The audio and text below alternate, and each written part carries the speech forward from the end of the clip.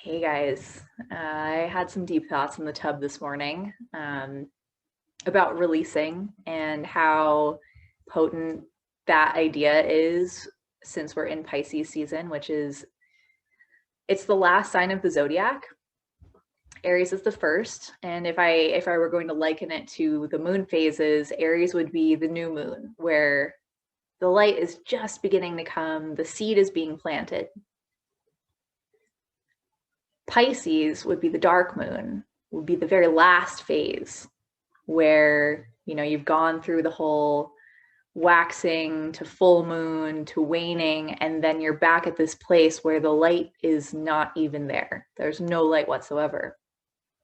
Everything has decomposed and is going back to the source from which it came. Pisces energy is dissolving energy. Aries is building energy. So right now, it's very important that we work on allowing whatever we've grown in the past year that is not something that we need to take with us, dissolve, so that we can use that to build from with Aries in the next season. Everything is energy, whether it's a book or a chair or a flower or a human. Matter is the densest form of energy, and we're able to influence it, but matter is very slow. The physical world moves very slowly because matter is so dense. Money is energy. People talk about it being,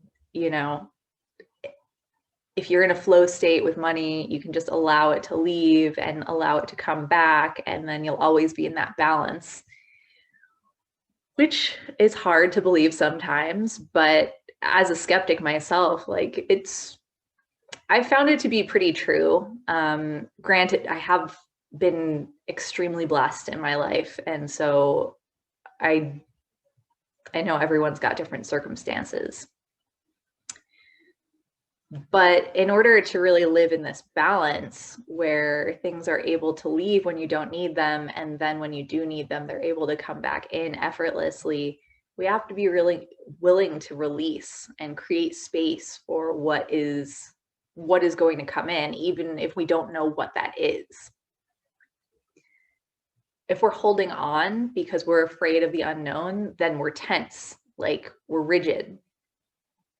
Then we can't allow anything in because we've created this solid, tense structure. The flow is fluid. We're in mutable season. Pisces is a mutable sign. It's changeable, it's moving, it's flowing in and out. We have to be able to allow it to do that.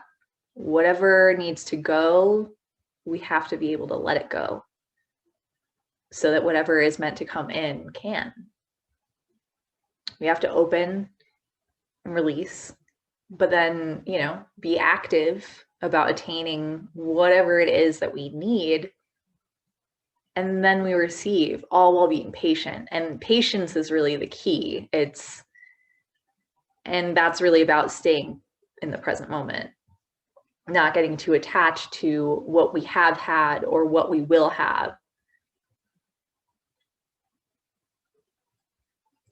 There's a story that my mother used to read me called Herschel and the Hanukkah Goblins about this rabbi who, well, actually, I don't know if he was a rabbi, but this man who essentially goes to save this town who's being terrorized by goblins. They won't allow the townspeople to celebrate Hanukkah.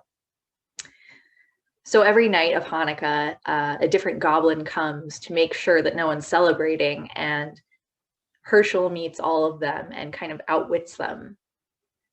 One of them is a very robust goblin. He wants to eat all of Herschel's food. He has a jar of pickles, and he asks the goblin, "Would you like a pickle?" The goblin sticks his entire hand into the jar and grabs all of the pickles and realizes that he can't get his hand out of the jar. And he's like, you trapped me. This was a trick. And Herschel eventually, after, singing all the Hanukkah songs and doing all these things that the goblin really dislikes, he says, the only thing that is holding you here is your own greed. And if you really think about it, what is greed? Greed is the fear of not having. And if we're in that state of fear, that tense state of fear, and we can't let go, then we're stuck. We can't get our hand out of the jar. Can't use your hand for anything else.